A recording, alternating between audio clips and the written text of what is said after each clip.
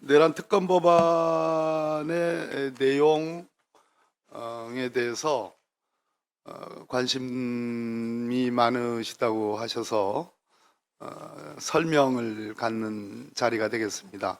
향후에 이 법안이 어떻게 될 거냐, 본회의에서 어떻게 처리될 거냐, 또 국민의힘에서 자체안을 만들겠다고는 하고 있지만 아직 법안이 나와 있지는 않은 상태인데 향후의 과정에 대해서는 저희들로서는 여기 이제 김용민 의원님이 우리 일소위 위원님이기도 하지만 또 우리 당의 원내에 정책 수석 부대표를 맡고 계셔서 어쩌면 본인의 일이 될지도 모르겠습니다. 그래서 그 부분 질문에 대해서는 김용민 수석께서 자세히 설명하기는 현재로서는 어려운 상태일 것 같고 이 법안의 내용을 중점적으로 이렇게 설명을 드리도록 하겠습니다.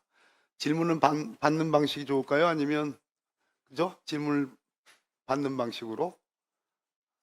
간단히 그때 하셨던 거 정리해서 그래요? 해주실 수 있으시면 한번 하시고 그럴까요? 질문을 받으시면. 네.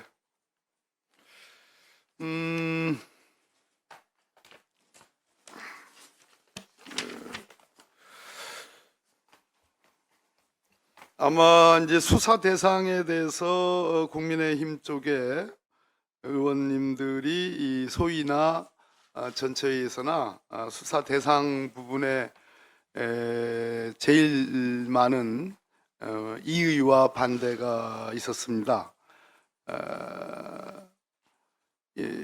그 중에서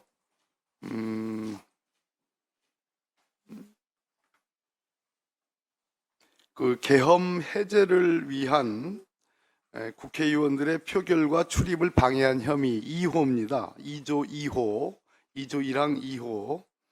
이 부분에 대해서는 국민의힘 소위위원님들이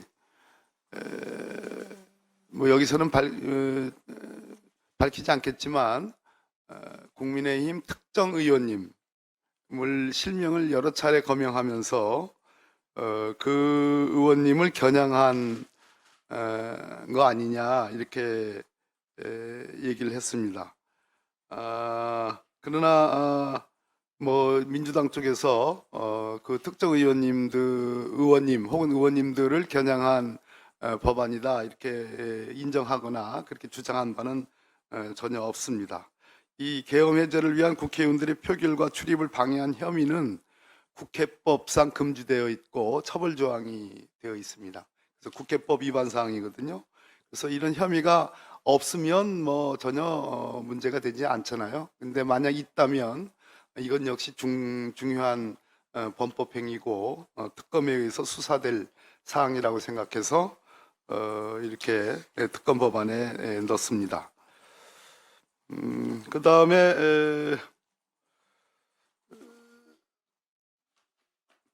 여러분 아시다시피 7호에 2조 1항 7호에 제1호부터 6호까지의 내란 혐의에 참여하거나 지휘하거나 중요한 임무에 종사하거나 부하 수행하거나 폭동에 관여하거나 내란 행위를 선전선동한 혐의라고 되어 있습니다. 이 부분에 대한 지적이 가장 국민의힘 쪽에 이의가 가장 많았던 조항입니다. 그런데 내란의 선전선동의 해석과 관련해서 첨예한 대립이 있습니다. 우리 민주당 쪽의 해석과 국민의힘 쪽의 해석의 차이가 있고 또 법무부 차관, 지금 법무부 장관 대행을 하는 법무부 차관의 해석에도 차이가 있습니다. 저희 민주당 쪽의 해석은 내란의 선전선동 혐의는 내란의 선동은 내란죄가 실행이 되고 있고 그 과정에서 그 내란의 실행 행위 자체를 더욱 증폭시키기 위해서 선동하는 행위들, 조직적이고 지속적이고 규모 있게 그렇게 홍보하는 행위들, 그것을 선동행위라고 저희들은 보고 있고 선전 행위는 뭐 저나 여기 우리 법조인 위원님들이나 우리 지도부 의원님들의 공통된 인식인데, 내란의 선정 행위는, 내란죄라는 것은 상태범이라고 해서 과거에 5.17 비상계엄 확대에 대해서 우리 대법원 판례가 계속범이냐 상태범이냐에 대한 논란이 있었습니다. 이것이 굉장히 중요한 이슈인데요. 그 당시 제 기억으로는 1심 법원은 계속범으로 아마 선고를 했었던 기억이 나는데, 2심 법원과 대법원이 최종적으로 상태범이라고 했습니다. 이 얘기는 무슨 얘기냐면, 계속범으로 하면 굉장히 오랫동안 범죄의 종료 시점을 굉장히 오랫동안 잡게 됩니다. 1980년 5월 17일 날 비상계엄 확대 행위를 내란으로 본 거거든요. 그 내란 행위가 계속범으로 보면 언제 끝나냐면 1987년, 약 7년 뒤인 6.29 선언, 노태우에 의한 6.29 선언까지가 돼야지 이 범죄가 종료한다고 보는 겁니다. 그래서 약 7년간 범죄가 계속됐다, 이렇게 보는 것이 계속범 논리였고요. 거기에 대해서 상태범 논리는 내란죄의 기수, 내란죄는 결과범은 아닙니다. 즉 내란을 통해서 이 국회의 기능을 좌초시킨다, 침해하고 중앙선관위의 기능을 침해하는 이 두 가지 목적을 가지고, 국헌문란의 목적을 가지고 폭동한 경우에 기수가 되고 범죄가 성립이 됩니다. 그렇지만 실제로 국회의 기능이 완전히 와해됐느냐, 중앙선관위의 기능이 와해됐느냐는 결과와 관계없다. 약간 미수처럼 보여도 범죄의 성립에는, 기수에는 문제가 없다라고 보는 겁니다. 그래서 결과범이 아니다라는 것을 먼저 정리를 하고, 결과범이 아니기 때문에 우리 국회 본청 안에 707 특임단의 병력이 유리창을 깨고 들어온 순간, 국회 경내로 병력이 들어오는 순간 이미 내란죄는 성립이 되고 기수가 됐다. 성립이 돼서 기수가 됐다. 그렇지만 내란죄는 그럼 종료했느냐? 이 종료하는 시점이 언제냐에 대한 논란이 있는 겁니다. 그랬을 때에 5.17 비상계엄 때는 약 1년 뒤 5.17, 1980년 5월 17일로부터 몇 개월 뒤인 1981년 1월 며칠, 1월, 제 기억으로는 날짜까지는 기억이 안 나는데요. 그때 그 전두환이 대통령에 취임을 합니다. 그 취임 직전에 이 비상계엄을 해제합니다. 그 비상계엄 해제일이 내란죄의 종료 시점으로 당시 대법원 판례가 본 겁니다. 그러니까 국민의힘 측에서는 비상계엄이 그 해제가 된 이번에 12.3 비상계엄 해제가 된 12월 4일 날 새벽에 이 내란죄가 종료됐다고 지금 주장을 하는 겁니다. 주장을 하고, 법무부 차관도 약간 법사위에서 그쪽에 입장을 갖고 있는 것으로 보여집니다. 그래서 저희들이 호통을 쳤는데요. 저나 우리 법사위의 법률 전문가님들은 내란죄는 그 병력이 들어옴으로써 이미 기수로 성립이 됐고, 범죄가 종료되는 시점은 내란죄의 위법한 상태, 위험한 상태가 완전히 해소된 시점.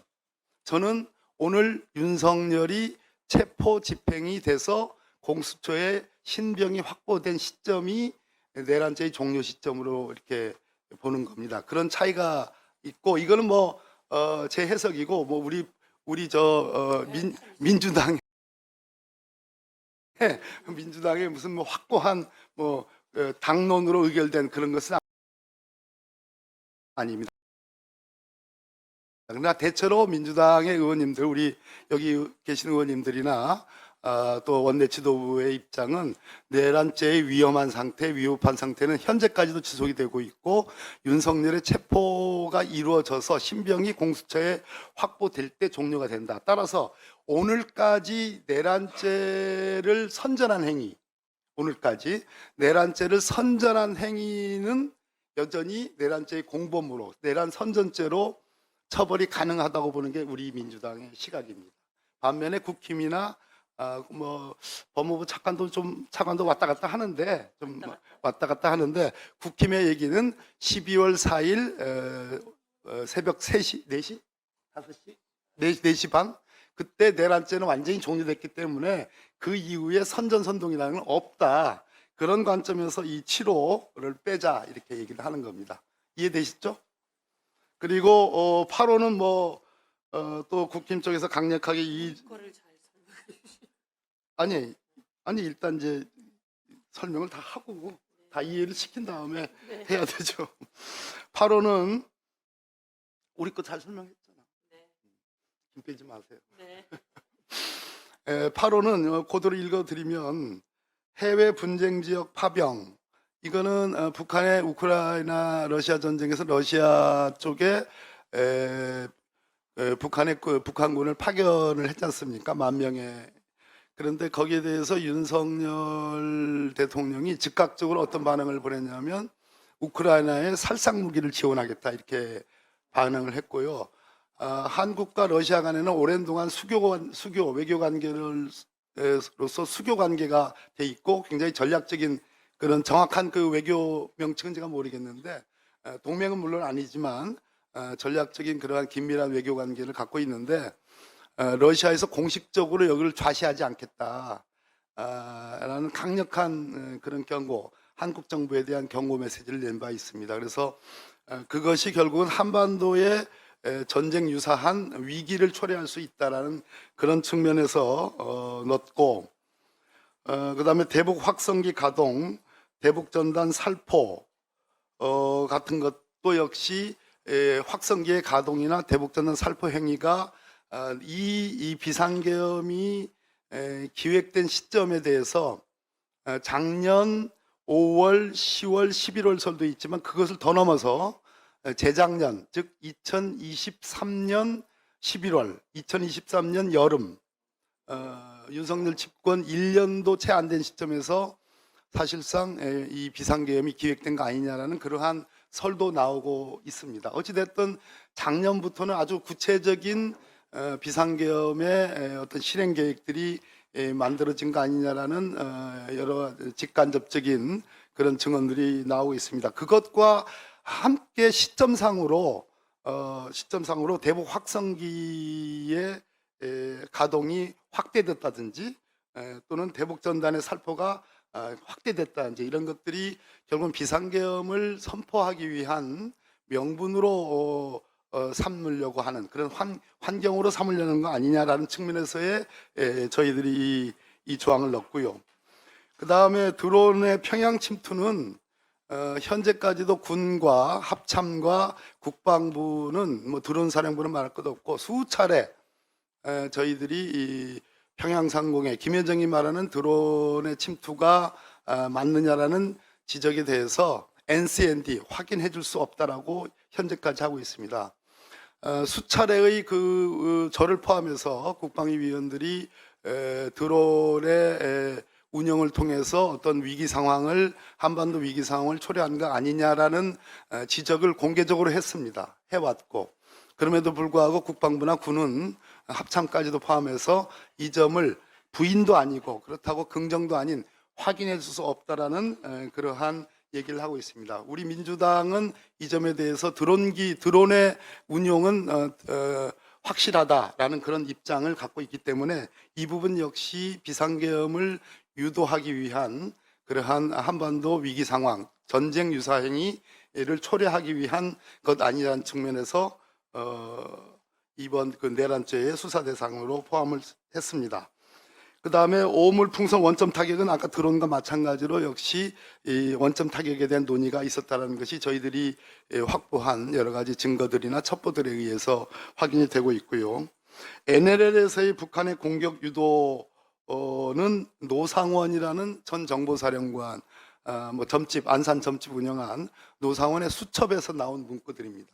이 사람은 구속 기소가 됐기 때문에 상당한 근거가 있는 얘기고 이 역시 전쟁 초래 행위의 일환이었다라는 그런 의혹을 갖고 있기 때문에 이 8호를 이 특검법의 내용으로 담았는데 국민의힘 의원들이 이 점에 대해서 이건 무한정의 윤석열 정부의 시작부터 현재까지의 대북 정책과 외교 안보 정책을 다 특검으로 수사하려는 거 아니냐라는 그러한 이의가 있었기 때문에 앞에 모두에 이번 비상계엄과 관련하여라는 제한을 뒀습니다. 그래서 특별히 문제가 있다고는 생각하지 않습니다. 이게 수사 대상이고요. 그 다음 거는 뭐 차례대로 원님들이 설명을 해주실래요? 어떻게 하실까요? 제가 계속 할까요? 그러시죠. 네, 그랬고 지금 보도상으로 국민의힘 쪽이 제1호부터 10호까지의 사건이 수사 과정에서 인지된 관련 사건은 현재까지 특검이 13번째 발동이 됐습니다. 이 특검 말고 13번 우리 역사에서 발동이 됐는데 모든 특검 법안에 특검이 수사 중에 인지한 관련 사건은 다 수사 가능하도록 언제나 있었던 조항입니다. 그래서 언제나 있었던 조항인데 이것을 빼겠다 하는 것은 특검하지 말자는 그런 취지로 우리는 이해합니다. 그래서 이 조항은 아주 근본 조항에 해당하기 때문에 어떠한 경우에도 타협을 할 수가 없다. 그 밖에 민주당이 뭐 고소고발한 사건들이 굉장히 많이 있습니다. 이것을 별개로 10호에 두었는데 이 역시 2007년에 BBK 특검 또 스폰서 특검의 고소고발 사건을 수사 대상 범위에 포함시킨 전례가 있습니다. 그래서 전혀 이것이 국민의힘이 주장하듯이 뭐 얼토당토도 않은 그런 특검 법안이다라는 주장은 말이 맞지가 않습니다. 이것이 이제 수사 대상이고요.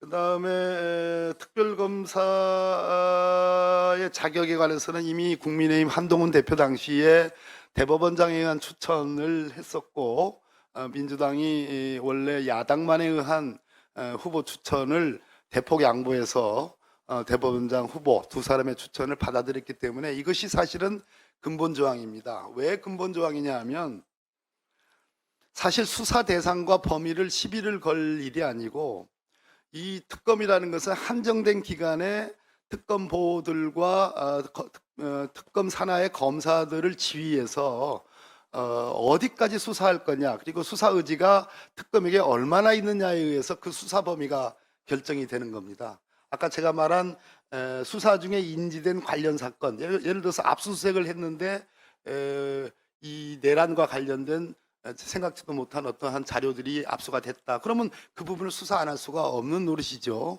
그렇기 때문에 이 조항으로 거의 다 커버가 되는데 결국은 특검 자신의 의지, 특검 자신의 능력에 달려있는 문제입니다. 그래서 특검과 과거 여러분들 아시다시피 박근혜 특검 때 결국은 특검 박영수 특검이라는 인물의 어떤 그 의지와 능력에 당시 아이러니하게도 윤석열이라는 수사팀장이 소위 검찰에서 파견된 수사 검사들의 그 결합 속에서 나온 수사의 결과이거든요. 그러니까 결론적으로 말씀드리면 결국은 특검의 의지와 능력에 달려 있는 것이다. 특검의 성공 여부는.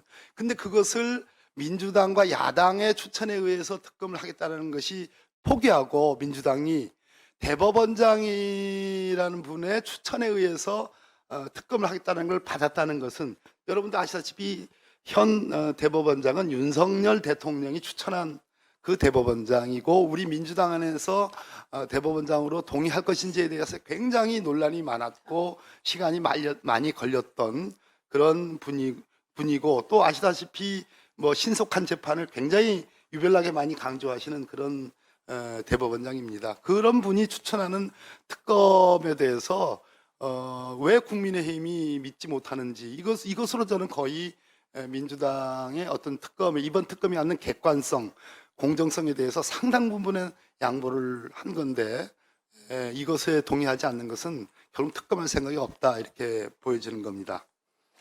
그 다음에 특검에 파견되는 검사, 특검의 수사기관 이거는 뭐 사실 지엽적인 부분이라고 보여지고요. 결국 수사 의지가 있는 특검이면 그 기관의 장단과 관계없이 정호영 특검이라고 있었습니다. 이명박 대통령 당선자에 대해서 특검을 한 꼬리곰탕 시켜가지고 두시게 하면서 했던 그 수사 기간이 짧아서 길어서 이런 문제가 아니거든요. 결국 의지라는 문제를 말씀드리고요. 그다음에 마지막으로 법원행정처가 특별히 이제 이의를 제기했던 부분입니다. 우리 형사소송법에 이번에 이제 윤석열 체포 집행 과정에서 나왔던 얘기인데 형사소송법 제 110조, 111조는 굉장히 오래된 조항입니다. 이 조항이 몇십 년 된 조항이거든요. 그래서 요즘 워낙 이제 소위 군사상 기밀과 공무상 기밀의 범위가 어디까지냐와 관련해서 논란이 굉장히 많은데 형사소송법 110조, 111조는 무조건 군사상 기밀과 공무상 비밀은 압수수색에 동의를 받도록 그렇게 되어 있습니다. 굉장한 제한 조항이고 과거 국정원 심리전단 댓글 사건인데 그 윤석열 얘기가 여기서 많이 나오네요. 윤석열 소위 그 수사팀장이 국정원을 압수수색하려 들어가려고 할 때 국정원이 이 조항을 가지고 막았던 그런 조항입니다. 그래서 저희들이 이 특검 안에 저희들이 아니라 우리 김용민 수석이죠. 사실은 이 특검 안에 이 군사상 기밀 또 공무상 비밀을 이유로 해서 압수수색을 거부할 수 못하도록 그래서 이걸 배제하는 조항을 넣습니다. 이 내란 특검이 갖고 있는 그 중요성, 엄중성 때문에 이런 조항을 넣었는데 법원 행정처는